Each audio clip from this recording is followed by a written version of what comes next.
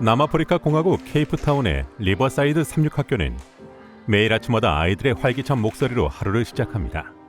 이는 이 지역에서 100년 넘게 지속된 선교 활동 덕분에 이루어진 일상의 풍경입니다. 미네틀은 아침 예배로 하루를 시작합니다. 친구들과 함께 찬양하고 기도하며 그날의 수업을 준비합니다. 그녀는 이 학교에서 지적 학습 이상의 전인적 성장을 경험하고 있습니다. 예수님이나 하나님에 대해서 아무것도 몰랐어요. 성경의 존재에 대해서도 리버사이드에 와서 처음 배웠지요. 이 학교는 2012년 13째 안식일 헌금의 도움을 받은 후 더 많은 학생들에게 예수님을 배울 기회를 제공하고 있습니다. 미네틀이 다녔던 다른 학교들과 달리 이 학교는 그녀의 학습 실력과 신앙을 모두 키워주는 독특한 경험을 제공합니다. 우리 학교는 참 안전한 공동체라고 느껴져요. 학교에서 성경을 읽을 때마다 그 안에 담긴 내용이 저의 삶에 실제적으로 도움이 된다는 것을 깨닫곤 하지요. 미네틀은 리버사이드 학교에서 예수님을 개인의 구주로 영접하고 침례를 받았습니다. 그녀의 이야기는 남아프리카 인도양 지역에서 재림교회의 선교 활동이 얼마나 큰 영향을 미치고 있는지에 대한 수많은 예 중의 하나입니다. 이 지역의 재림교회 역사의 뿌리는 19세기 후반으로 거슬러 올라갑니다. 1887년 피터 위즐스와 아사 로빈슨을 중심으로 첫 선교사들이 남아프리카에 도착했습니다. 그들의 헌신은 클레르몽 연합대학의 설립으로 이어졌으며 이는 교회 지도자와 교육자 양성에 기반이 되었습니다. 이후 1900년대 초부터 재림교회는 잠비아와 잠바부웨로 선교 영역을 확장했습니다. 특히 이때 설립된 솔루시 선교센터는 북미 이외의 지역에서 처음으로 만들어진 선교사 교육기관으로 재림교회 선교의 중요한 이정표가 되었습니다. 시간이 지나 솔루시 선교센터는 솔루시 대학으로 발전하며 교육과 사역 분야에서 그 역할을 강화했습니다. 이후 재림교회는 아프리카 남부 전역에서 교육과 의료 및 전도 사역을 이어갔습니다. 여러 도전에도 불구하고 남아프리카의 재림교회는 선교 사명에 헌신했고 많은 이들의 믿음과 인내와 봉사를 통해 꾸준한 성장을 이루었습니다. 오늘날 이 지역에는 400만 명 이상의 교인과 학교, 병원, 미디어 선교센터 등으로 구성된 강력한 교사가 구축되어 있습니다. 소수의 선교사로 시작된 운동은 삶을 변화시키는 영향력 있는 교회로 성장했습니다. 재림교회는 지역사회에서 믿음과 봉사의 빛을 비추는 등대의 역할을 감당하고 있습니다. 하지만 이곳의 사역은 아직 끝나지 않았습니다. 교회가 계속 성장하는 가운데 여전히 희망과 치유, 그리고 예수님의 재림의 기별을 갈망하는 수많은 공동체가 있습니다. 이 지역에서의 재림교회 사역을 위해 기도해 주시기 바랍니다. 더 많은 사람들이 미네틀과 같이 예수님을 마음에 영접하도록 기도해 주십시오. 선교 사역을 위한 여러분의 후원에 감사드립니다.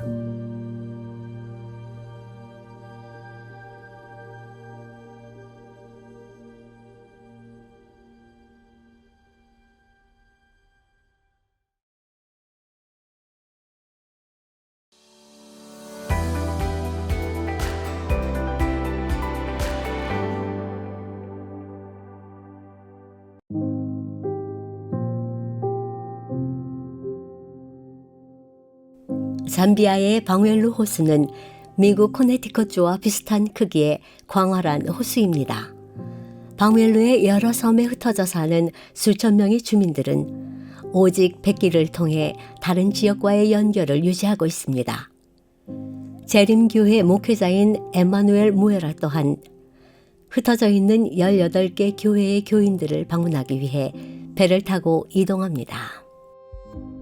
엠마누엘은 이 지역에서 예배를 드리는 1300명의 재림교인을 격려하기 위해 이 물길을 수없이 오갔지만 그중 한 여정은 그의 마음에 깊이 새겨져 있습니다. 바로 호수에서 입상한 14명의 교인의 장례식에 참석한 가슴 아픈 날입니다. 그날 이런 생각을 했지요. 오늘 죽은 이들이 있고 내일도 사람들이 죽을지 모른다. 오 하나님, 생명을 위해 물을 창조하신 주님, 주님의 영광을 위해 창조하신 물이 아닙니까? 그런데 그 물이 이 젊은이들의 생명을 삼켰습니다. 이 비극은 42명의 재림교인들이 배를 빌려 타고 이웃섬으로 선교 활동을 하러 가던 중 발생했습니다. 갑작스러운 파도로 배가 전복됐고 28명이 구조되었지만 2살짜리 아기를 포함한 14명이 목숨을 잃었습니다. 이 사고로 잠비아는 큰 충격에 빠졌고 호수에서의 선박 운행의 안전성과 접근성에 대한 우려가 제기되었습니다. 나라에서 운영하는 선박 서비스는 일주일에 한 번 정기 운행을 하기 때문에 그 외의 시간에는 종종 안전하지 않은 조건에서 배를 빌려 타야 하지만 대부분의 사람들은 생계를 위해 물을 건널 수밖에 없습니다. 이 지역에서는 특히 호수 반대편으로 건너가는 것이 매우 큰 도전입니다. 이전에 그 물길에서 목숨을 잃은 사람들이 있었다는 것을 알고도 그 길을 가야 하고 또다시 그 길을 돌아와야 하지요. 장례식에 참석한 정부 관계자는 이러한 비극을 예방하기 위해 도와달라고 교회에 요청했습니다. 교회는 지역사회를 위해 안전하고 신뢰할 수 있는 선박 서비스를 제공하기로 약속했습니다. 더 큰 배가 있으면 이 호수를 건너기가 훨씬 쉬워질 것입니다. 그 선교사는 복음 전파와 치유의 수단이 될 것이며 교제와 격려의 공간이 될 것입니다. 선교선을 타는 수많은 사람들이 예수님을 만나게 되리라 믿습니다. 새로운 선교선은 최대 60명의 승객을 태울 수 있는 안전하고 저렴한 이동 수단이 될 것입니다. 이 선교사는 사람들을 태우고 방웰루의 여러 섬들을 오가며 또 본토와 섬을 잇는 중요한 연결고리로 작용할 것입니다. 또한 단순히 운송 수단을 넘어 선교적 역할을 감당하기 위해 재림교회의 설교와 찬양을 방영하는 TV 화면도 선내에 설치될 것입니다. 하나님께서 함께 하신다면 이 비전은 현실이 될 것입니다. 선교사는 복음을 전파하고 생명을 구하며 방웰루 호수 주민들의 비극을 축복으로 바꾸는 데 기여할 것입니다. 여러분의 헌금은 이 선박을 지원하고 남아프리카 지역의 선교 사역을 후원하는 데 사용될 것입니다. 함께라면 변화를 만들 수 있습니다. 후한 헌금을 계획해 주셔서 감사합니다.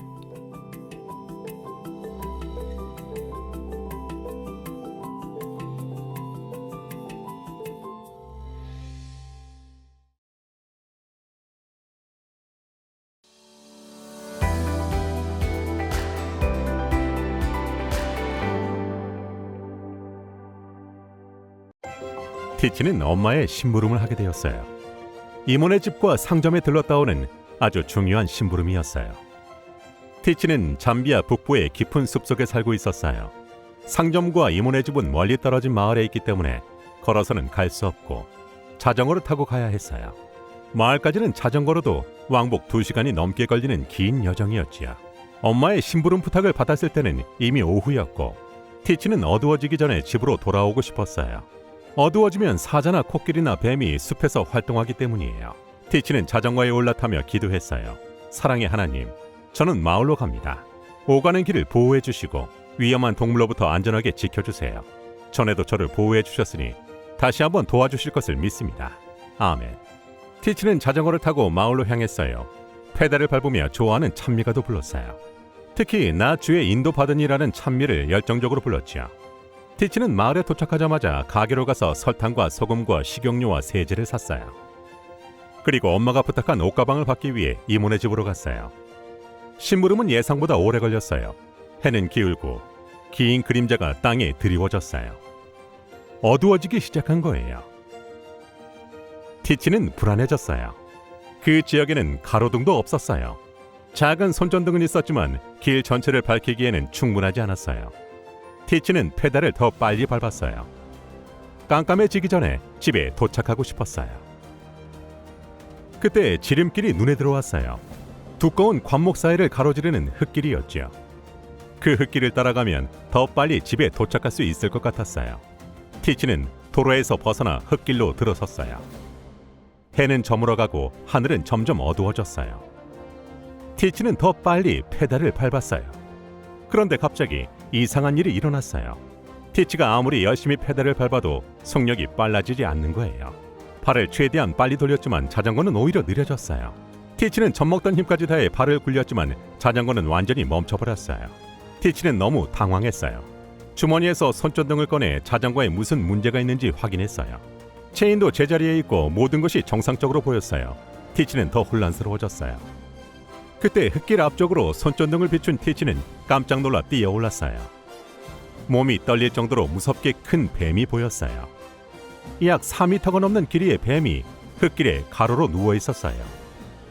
만약 자전거를 계속 탔다면 뱀과 충돌했을 거예요. 티치는 집을 나서기 전에 기도했고 이제 다시 기도를 드렸어요.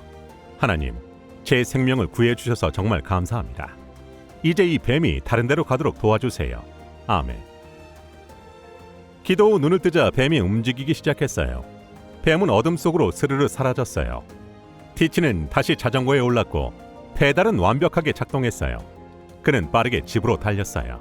티치는 엄마에게 방금 겪은 일을 흥분해서 이야기했어요. 처음에는 왜 자전거가 움직이지 않는지 이해할 수 없었어요. 하지만 이제 알아요. 하나님이 저를 그 위험한 뱀으로부터 구하기 위해 자전거를 붙잡아 주셨어요. 아무도 도와줄 수 없는 위험한 숲에서 하나님이 제 생명을 구해 주셨어요. 엄마는 하나님이 아들을 보호해 주셨다는 사실에 기뻐하며 그분의 사랑스러운 돌보심에 감사를 드렸어요. 그리고 그날부터는 마을에 다녀오는 심부름을 오후에 보내지 않고 아침에만 보내서 어두워지기 전에 집에 돌아올 수 있도록 하셨어요. 이번 기 13째 안식일 헌금은 뱀과 같은 위험한 동물로부터 우리를 보호하시는 하나님의 능력을 아이들에게 가르치는 일에 사용될 것입니다. 티치가 사는 잠비아와 남아프리카 인도양 지역의 수많은 아이들이 여러분의 13째 안식일 헌금을 통해 자신만의 어린이 성경책을 갖게 될 것입니다. 너그러운 헌금을 계획해 주셔서 감사합니다.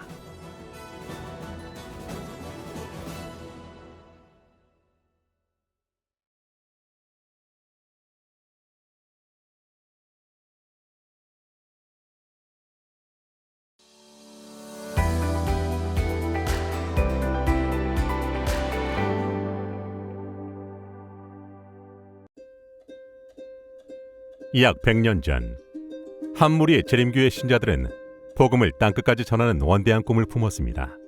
하지만 어떻게 전할 수 있었을까요? 운송수단은 느렸고 통신은 제한적이었으며 선교지는 불가능해 보일 정도로 광활했습니다. 그때 그들은 대담한 아이디어를 떠올렸는데 이는 선교선을 건조하는 것이었습니다. 그리고 1890년 신실한 교인들의 헌금을 모아 만들어진 피케온 선교선이 진수되었습니다. 그것은 단순한 배가 아니라 생명의 끈이었습니다. 태평양의 먼 섬들에 선교사들을 실어 나르는 선박이었죠. 약 10년 동안 피케온은 선교 사역의 천병 역할을 감당했고 하나님의 부르심에는 그분의 공급하심도 함께한다는 사실을 증명했습니다. 선교가 확장됨에 따라 지원의 필요성도 커졌습니다. 1912년 교회의 지도자들은 새로운 시스템, 즉 13째 안식일 헌금 제도를 도입했습니다. 이는 전 세계의 재림교인들이 분기마다 특별한 헌금을 모아 복음이 가장 필요한 곳에 도움을 주는 프로젝트입니다. 이 헌금은 오랜 세월 동안 세계 각지의 교육과 치유와 예배의 장소를 세우는 데 기여해 왔습니다.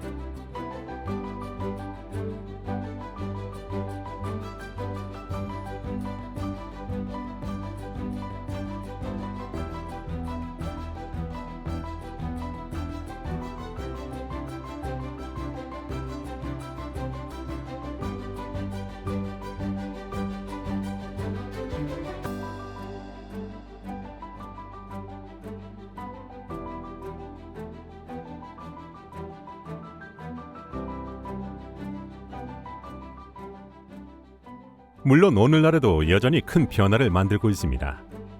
이번 기 13째 안식일 헌금 또는 분기 선교 프로젝트 헌금의 일부는 잠비아의 선교선을 출항시키는 데 사용될 것입니다. 방엘 호수의 광활한 수면 위에는 오직 배편으로만 갈 수 있는 작은 섬들이 많습니다. 곧 이 선교 선박이 목회자와 선교사들을 운반하고 가장 필요한 사람들에게 교통수단을 제공할 것입니다.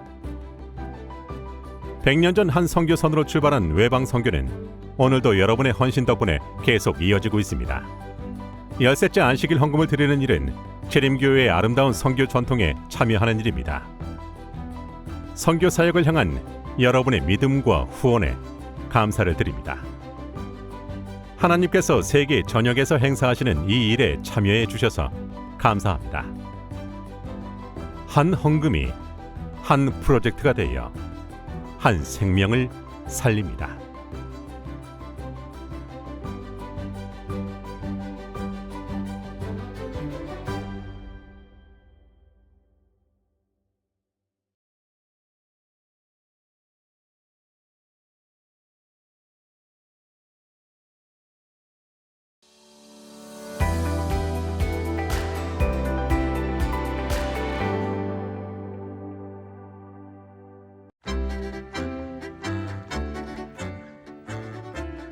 도시의 소음과 야자수의 속삭임이 어우러지는 이곳 우루과이의 중심에서 재림교회 목사인 네스토는 복음의 기별을 아름다운 선율에 담아 전하고 있습니다.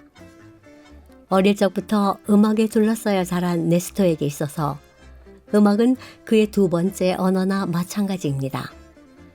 다양한 악기를 연주하며 노래하는 법을 배운 그는 어른이 되면서 더 깊은 무언가를 갈망하게 되었습니다. 저는 하나님을 찬양하는 기독교 음악을 사랑하게 되었어요. 그 사랑은 평생의 소명으로 이어졌습니다.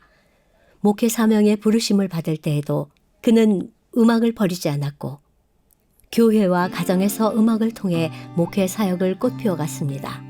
그리고 시간이 지나며 네스토는 자신의 재능이 이끄는 새로운 차원을 발견했습니다. 바로 음악 프로듀싱입니다. 음악에 대한 저의 열정은 프로듀싱으로 연결됐습니다. 또한 하나님의 은혜로 우루과이에서 사역을 시작하는 다양한 음악가들과 협업할 수 있게 되었죠. 우루과이에서 음악 프로듀싱의 길은 험난합니다. 장비는 비싸고 스튜디오 시간은 제한적이며 자원도 부족합니다. 하지만 네스토는 어려움에 굴하기보다는 그 안에서 기회를 찾기 위해 노력합니다.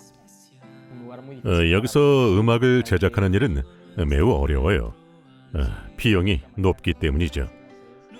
우리가 하는 일은 그들에게 첫 번째 음악 작품을 선물하는 것입니다.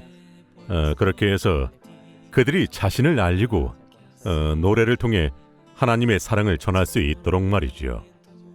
네스토는 자신의 재능을 더 큰 목적으로 사용하려는 예술가들과 협력하여 함께 위로와 격려를 전하며 믿음의 이야기를 담은 음악을 창조합니다. 우리의 목표는 하나님을 예배하고 그분의 이름을 높이는 것입니다. 또한 사람들이 하나님의 놀라운 사랑과 그들의 구원을 향한 그분의 열망을 알게 하는 것이죠. 이 시끄럽고 불확실한 세상에서 네스토가 만든 찬양의 모든 음표와 가사는 부드러운 안정감을 선사하며 사랑의 하나님을 전하는 아름다운 초대장이 됩니다.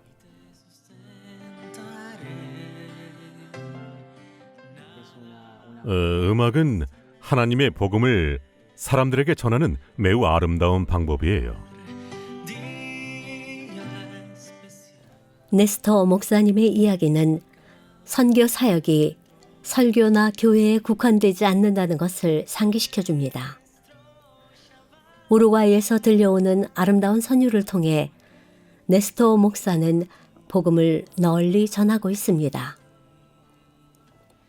여러분은 하나님께 받은 재능을 선교 사역에 어떻게 사용하고 계신가요?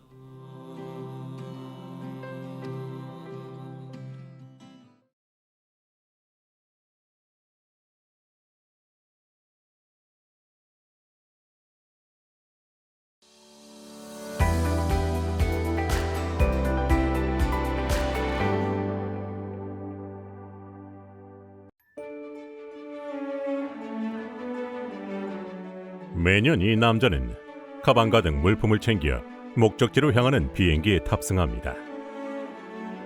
그의 목적지는 그의 삶을 바꾼 곳이자 그의 사명이 여전히 이어지고 있는 나라입니다. 치과 의사인 밀란 모스칼라는 25년 전 선교사로 처음 방글라데시에 왔습니다. 하나님은 그가 방글라데시에 발을 들이기 훨씬 전부터 그의 마음에 선교의 씨앗을 심어두었습니다. 저는 하나님이 저를 의료 선교사로 부르셨다는 것을 확신합니다. 이는 저의 삶의 가장 큰 감사의 이유예요. 하나님이 저를 의료 선교사로 선택해 주셔서 정말 감사합니다. 수년간 모스칼라는 치과 클리닉의 벽을 넘어 확장된 사역을 구축했습니다. 그는 환자를 자비로 치료했으며 소외된 지역의 학교를 설립하고 어린이들이 건강하게 자랄 수 있도록 영양 프로그램을 시작했습니다. 또한 수천 명의 젊은이들이 재림교회의 교육을 받고 미래에 대한 새로운 비전을 가질 수 있도록 후원 네트워크를 조직했습니다. 육체적 필요를 돌보는 것에서 시작된 일은 봉사와 자비 그리고 믿음을 키우는 더 넓은 영역으로 성장했습니다. 모스칼라는 10년 전 은퇴한 후에도 매년 방글라데시를 방문하며 수십 년 전 시작한 사역을 계속 이어가고 있습니다. 그는 지역 지도자들을 멘토링하고 학생들을 방문하며 마을 사람들을 위해 기도해주고 병든 이들을 격려하며 사랑과 희망을 나누고 있습니다. 그에게 있어서 은퇴는 봉사할 시간이 더 많아진 것을 의미합니다. 은퇴한 후에도 여전히 하나님을 섬길 수 있어 정말 감사합니다. 그분은 날마다 저를 인도하고 계시지요. 저는 의료 선교 외에는 다른 일을 하고 싶지 않습니다. 여러분의 선교 헌금 덕분에 모스칼라와 같은 선교사들이 가장 필요한 곳에서 봉사할 수 있음에 감사를 드립니다. 여러분의 후원은 방글라데시를 포함한 전 세계의 선교 사역에 큰 힘이 됩니다. 하나님께서 저를 선교사로 택하시고 부르셨다는 사실에 진심으로 감사를 드립니다.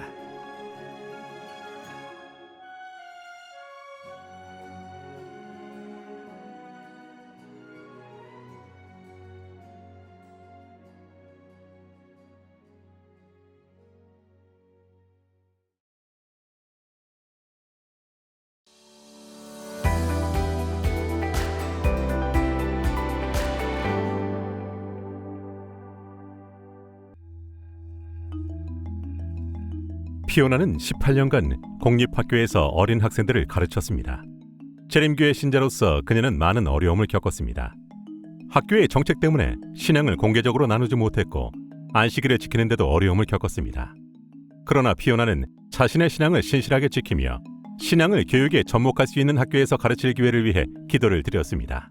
피오나의 기도는 리버사이드 삼육학교에 채용되는 것으로 응답을 받았습니다. 이곳은 그리스도에 대한 그녀의 사랑과 교육에 대한 그녀의 열정을 결합할 수 있는 곳이었습니다. 여기서 피오나는 아름다운 신앙 공동체의 일원이 되었습니다. 재림교회가 운영하는 학교에서 기도하고 예배드릴 수 있다는 것은 정말 큰 영광입니다. 예수님의 사랑을 전할 수 있다는 것이 바로 기독교 교육의 큰 장점이라고 생각합니다. 이러한 환경은 피오나가 항상 꿈꿔온 것이었습니다.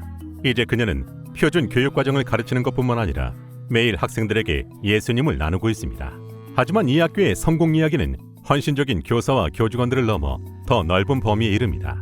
몇 년 전 리버사이드 학교는 13째 안식일 헌금을 통해 중요한 지원을 받았습니다. 지금 보고 계신 이 새 건물은 2012년 선교 헌금의 지원을 통해 건축된 것입니다. 이렇게 우리를 후원해 주신 세계 각지의 교인들에게 진심으로 감사를 드립니다. 피오나와 동료 교사들은 세계 교회의 교인들이 13째 안식일 헌금을 기부해 준 것에 대해 깊이 감사하고 있습니다.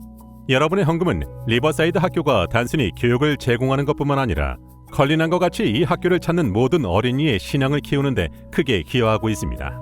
성경을 배우면서 그 안에 담긴 유익한 교훈과 하나님에 관한 이야기를 알게 되어서 너무 좋아요. 하나님에 관한 지식을 수업에 통합하면 단순히 교과 과정을 배우는 것뿐 아니라 예수님을 알게 되고 더 나은 삶을 살 수 있게 됩니다. 13째 안식일 헌금을 통해 청소년들을 바른 길로 양육하며 그리스도에 대한 믿음을 강화하는 리버사이드와 같은 학교들을 지원해 주셔서 감사합니다.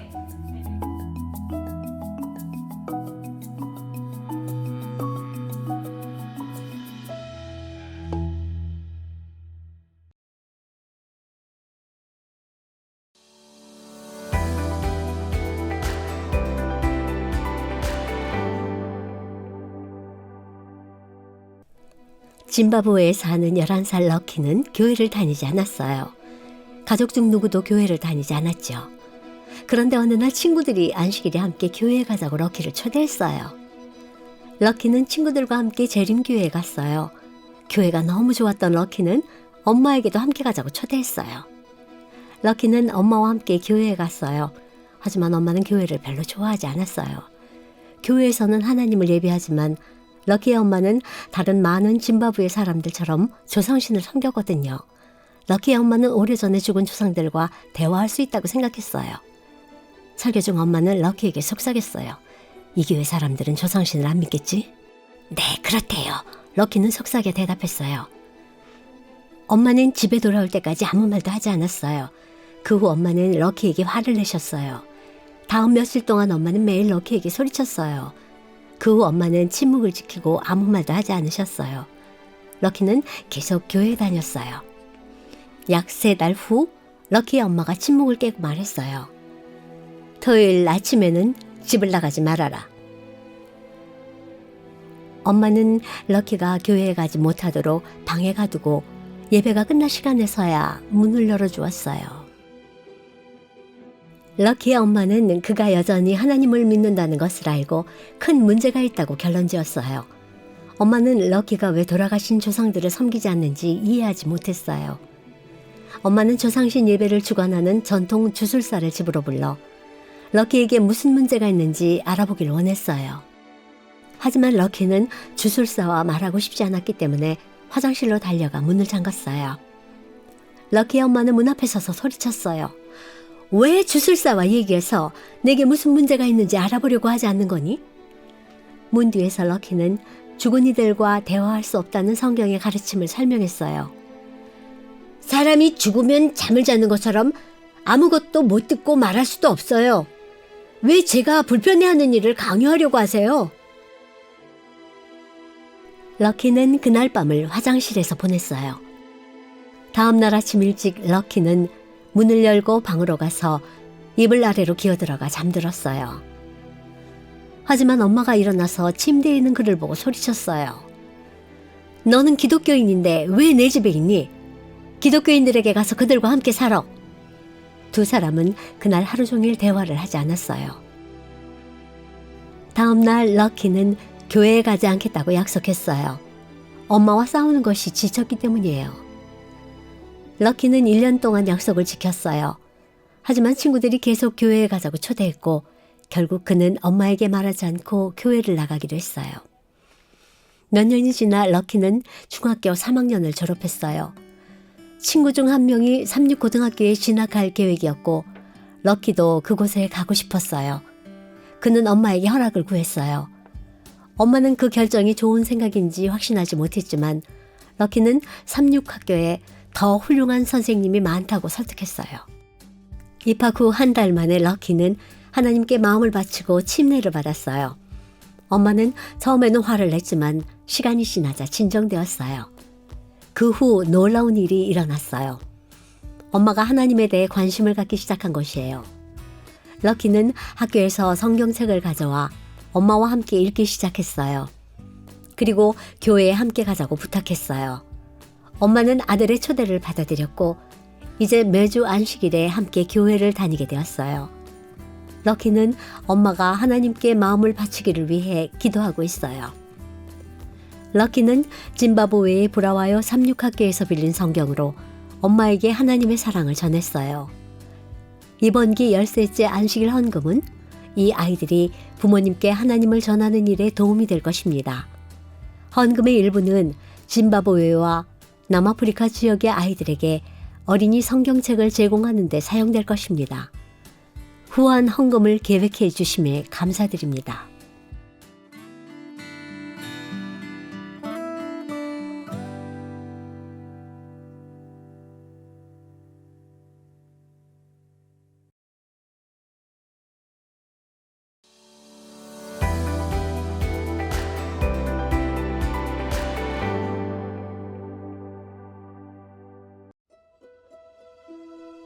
크리스찬 호간비크는 에티오피아에서 활동한 의료 선교사였습니다. 그는 1911년 노르웨이 남부의 작은 마을에서 태어났습니다. 그의 가족은 그가 약 5세 때 재림 기별을 받아들이고 교회를 다니기 시작했습니다. 그는 고등학교를 졸업한 후 오슬로에 있는 교회 본부로부터 의료 선교사가 되기 위한 재정적 지원을 받았습니다. 의학 공부를 마친 후 그는 교회가 운영하는 노르웨이 북부의 한 병원으로 파견되었고 그곳에서 외과 의사가 되기 위한 훈련을 받았습니다. 1949년 에티오피아에서 의료 선교사로 와달라는 요청을 받자 그는 아내와 두 딸을 데리고 기꺼이 고향을 떠났습니다. 초기에는 호감비크를 찾는 환자가 많지 않았습니다. 그 이유는 재림교회 시설에서 죽으면 천국에 들어갈 수 없을 거라고 두려워하는 이들이 많았기 때문입니다. 어느 날 한 청년이 장폐색으로 병원에 실려왔습니다. 가족들은 의사에게 수술의 성공을 약속해달라고 요청했습니다. 의사로서는 최선을 다하겠다고만 약속할 수 있었기 때문에 가족들은 수술을 반대했습니다. 이틀 후 환자는 극심한 고통을 호소하며 제발 수술해달라고 간청했습니다. 호감비크는 하나님의 인도하심을 위해 기도한 후 수술을 진행했습니다.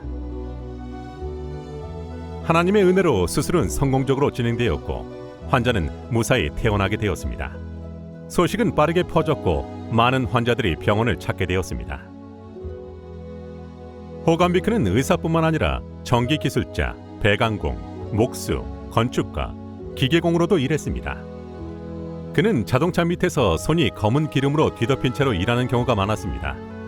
병원에서 간호사가 수술을 기다리는 환자가 있다고 알려오면 그는 손을 깨끗이 씻고 갑상선 종양을 제거하거나 어려운 분만 수술을 집도했습니다. 호감비크 박사는 에티오피아 사람들을 사랑했으며 그들을 돕기 위해 할 수 있는 최선을 다했습니다. 그는 이웃의 재봉틀과 자동차와 다양한 기계들을 수리해 주었습니다. 또한 가난한 학생들이 교육을 받도록 도왔으며 사람들에게 자립하는 방법을 가르치고자 노력했습니다. 호감비크가 에티오피아에서 봉사한 지 26년이 되던 1975년 어느 날 약 300명의 강도가 병원을 습격하여 약탈하는 사건이 일어났습니다.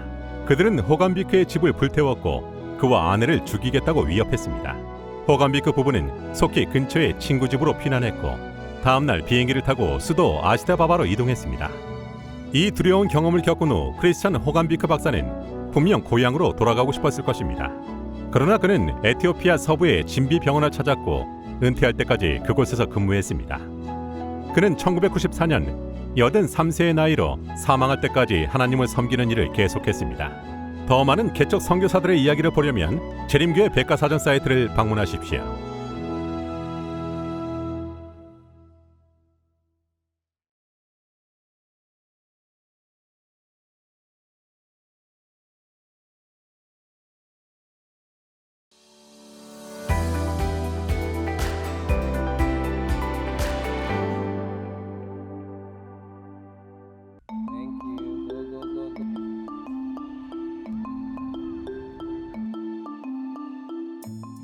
캄보디아는 근현대사를 거치며 여러 어려움을 겪은 후 회복 중인 국가입니다. 공산주의였던 크메르 루즈 정권은 파괴된 인프라와 빈곤의 고통을 유산으로 남겼고 2000년 이후 캄보디아인들은 희망을 되찾기 위해 노력하고 있습니다. 재림교회는 이 어려운 시기에 캄보디아에 하나님의 사랑과 희망을 전해야 한다는 필요성을 인식했습니다. 교회는 글로벌 미션 프로그램을 통해 외방 선교를 향한 특별한 믿음을 가진 헌신적인 선교사들을 미전도 지역으로 파견해 예수님의 복음을 전파해 왔습니다. 2000년도에 한 신혼부부는 글로벌 미션 선교사로서 캄보디아에서 봉사하라는 부르심을 받아들였습니다. 미전도 지역에서 복음을 전하는 임무를 맡은 그들은 엄청난 도전에 직면했습니다. 열악한 도로 상태로 인해 그들은 푸놈펜에서 목적지까지 배로 이동해야 했습니다. 당시에는 푸놈펜과 크라티의 줄을 연결하는 도로가 없었어요. 나라 전체의 도로가 매우 열악하고 상태가 좋지 않았지요. 여러 어려움에도 불구하고 복음의 빛을 전하려는 그들의 결심은 흔들리지 않았습니다. 초기에는 현지인들이 그들의 존재를 의심스럽게 여기며 환영하지 않았습니다. 처음에는 주민들과 좋은 관계를 맺는 것이 매우 어려웠어요. 특히 그들은 예수님의 이름을 받아들이지 않았어요. 예수님을 외국 종교의 일부로 여겼기 때문입니다. 하지만 선교사들은 낯선 땅에서 하나님의 인도하심을 구하며 굳건히 버텼습니다. 하나님의 도움으로 임대받은 선교사 사택에서 영어 수업을 열게 되었어요. 많은 아이들이 영어를 배우기 위해 왔고 우리와 친해지게 되었지요. 우리는 그들의 집을 방문하면서 부모님들과 좋은 관계를 유지하기 위해 노력했어요. 2005년 캄보디아 재림교회는 선교사들이 임대한 집을 학교로 변모시켰고 이는 지역사회의 일종의 희망의 상징이 되었습니다. 또한 학교는 지역에서 새로운 교회를 설립하는 기반이 되었습니다. 한때 복음의 불모지였던 캄보디아 동북 지역은 이 젊은 선구자들이 심은 믿음의 씨앗을 통해 사랑 안에서 번창하는 신자들의 공동체로 성장했습니다. 이는 가장 어려운 선교지에서도 풍성한 열매가 맺을 수 있다는 분명한 증거입니다. 학교에서 공부도 하고 친구들과 함께 놀 수 있어서 좋았어요. 또한 안식일에는 목사님의 초대를 받아 함께 예배에 참여하고 맛있는 식사도 즐겼죠. 캄보디아의 선교 사역을 위한 여러분의 기도가 여전히 필요합니다. 이 사역을 위해 기도해 주시기 바랍니다. 하나님께서 우리 이웃들의 마음을 열어주셔서 복음을 듣고 받아들이고 믿을 수 있도록 기도해 주십시오. 글로벌 미션은 세계에서 가장 접근하기 어려운 지역의 복음을 전하는 일에 헌신하고 있습니다. 이를 위한 여러분의 헌신과 후원에 감사를 드립니다. 여러분의 후원으로 삶이 변화되고 희망이 퍼지고 있습니다.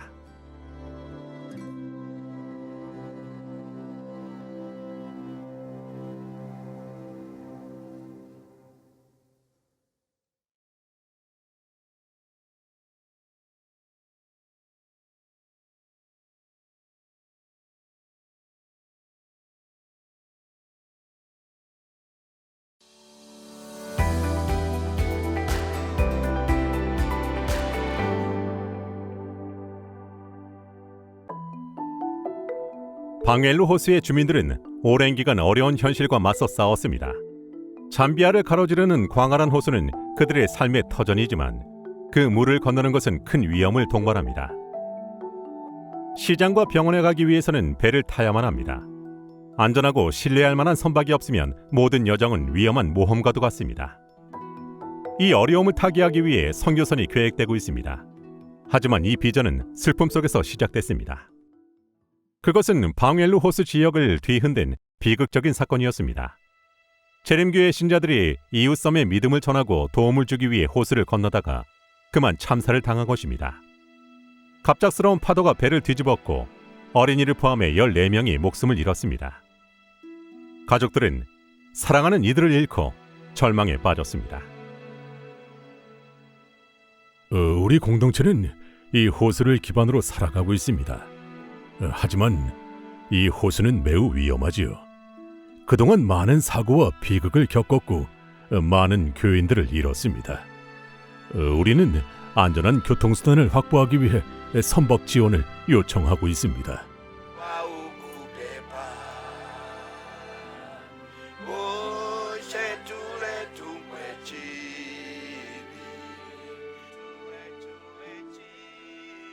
이날 한 무리의 재림교인들은 가족을 잃은 슬픔을 나누기 위해 모였습니다. 한 남성은 그날 4명의 자녀를 잃은 비극으로 인해 깊은 상처를 입었습니다. 가족의 무덤으로 향하는 그들의 발걸음은 엄숙한 찬송으로 이어집니다. 아픔은 여전히 생생하며 매 걸음이 상실을 상기시킵니다.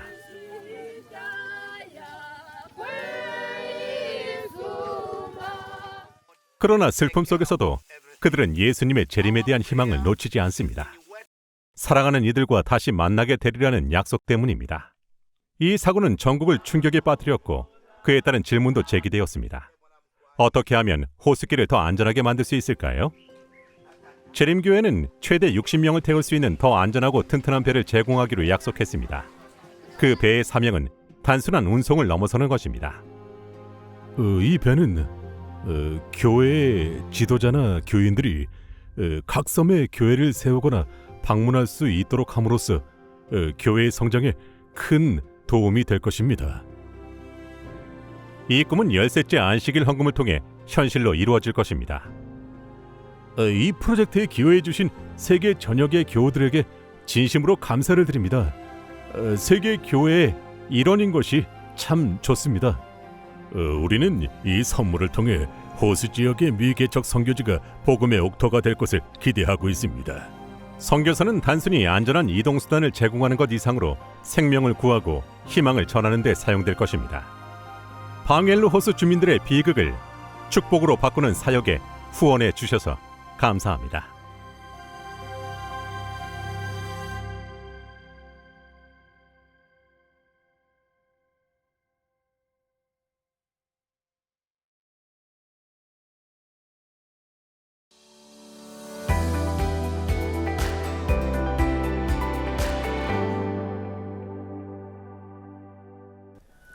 아빌레가 한란가에 도착했을 때 그녀에게는 가족도 친구도 없었고 모든 것이 생소했습니다. 직장 때문에 고향에서 멀리 떨어져 살게 된 터라 더욱 외로움이 밀려왔습니다. 그녀는 단순히 교회를 찾기보다는 진심 어린 교제를 나누는 공동체를 찾고 싶었습니다. 그러던 중 그녀는 라이트하우스 재림교회에 방문했고 삶의 변화를 경험했습니다. 정말 고향처럼 느껴졌어요. 정말로 인정받는 느낌이었죠. 이곳에는 전에 경험해 본 적이 없는 따뜻함이 있었고 계속 다시 찾아오게 되었어요. 아빌레는 대학 시절 지은으로부터 재림교회에 대해 처음 들었습니다. 호기심에 예배에 참석하기도 했지만 한란가로 이사한 후에는 새로운 교회의 가족을 혼자 찾아야 했습니다. 사실 전 교회에 잠깐 들렀다가는 유형이었어요. 하지만 그들은 나를 떠나지 못하게 했죠. 그들은 저에게 진심 어린 관심을 가졌어요. 교인들의 진심이 느껴졌고 그 진심이 저의 마음을 움직였습니다. 라이트하우스에서 아벨레는 참된 소속감을 발견했습니다. 그녀는 계속 발걸음을 옮겼고 믿음도 깊어졌습니다. 하나님의 말씀에 대한 지식을 배워가면서 이 교회야말로 저의 영적 성장의 최적의 장소라는 느낌을 받았어요. 타보는 아벨레를 환영해준 교인 중 한 명으로 이 도시의 필요를 잘 이해하는 사람입니다. 한란가는 대조적인 도시입니다. 부자와 젊은 전문직 종사자들이 사는 곳이지만 동시에 닫힌 문 뒤에서 고통받는 가족들도 있습니다. 깨어진 관계, 중독, 외로움이 화려한 조명 뒤에 가려져 있습니다. 오늘날 사회 문제의 대부분은 가족과 관련되어 있습니다. 깨어진 결혼, 가정폭력 등은 범죄와 마약 사용의 증가에 직접적 영향을 미칩니다. 겉으로 화려해 보이는 모습 속에 그런 문제를 숨길 수 있겠지만 실제로는 모두가 고통받고 있는 것이지요. 그래서 재림교회는 가마력 센터를 설립할 계획을 세웠습니다. 심리 상담과 가정 지원을 통해 아벨레가 교회에서 느꼈던 것과 같은 진정한 소속감을 도시민들에게 제공하기 위해서입니다. 복음을 전하기 위해서는 먼저 사회의 필요를 이해해야 해요. 사람들은 진심 어린 관심과 상담을 필요로 합니다. 저는 따뜻한 관계를 통해 복음의 문이 열린다고 믿습니다. 이 센터는 희망과 치유와 변혁의 장소가 될 것입니다. 다양한 배경을 지닌 이들에게 삶의 해답을 제공하는 곳이 될 것입니다. 사실 모든 사람은 예수님을 필요로 합니다. 예수님이 답이죠. 사회에 많은 문제들이 있지만 영원한 해결책은 하나뿐이며 저는 사람들이 주 예수님을 만날 때 문제가 해결된다고 믿습니다. 이번 기 13째 안식일 헌금은 이 비전을 현실로 만들기 위해 사용될 것입니다. 우리는 그리스도의 방법이 효과적이라고 믿습니다. 그 방법은 여기서도 통할 거예요.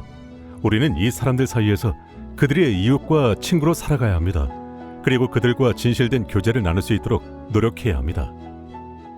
타보와 같은 교인들이 우음한란가의 가마력 센터를 세우고 사역할 수 있도록 기도해 주십시오. 열세제 안식일 헌금에 동참해 주셔서 감사합니다.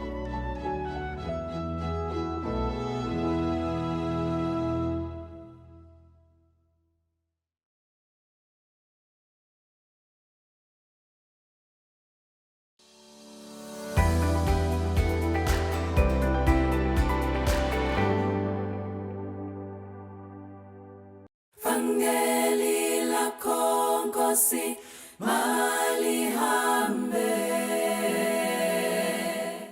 Vangeli la concosi mali hambe.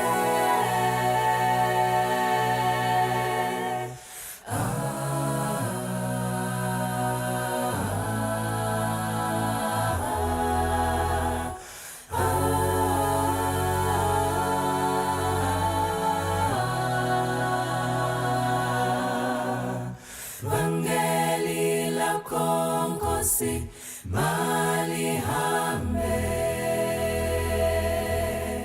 Vangeli la concosi mali hambe. Mali hambe li jubalale jengengelosi itunya. Uingosi telunga manda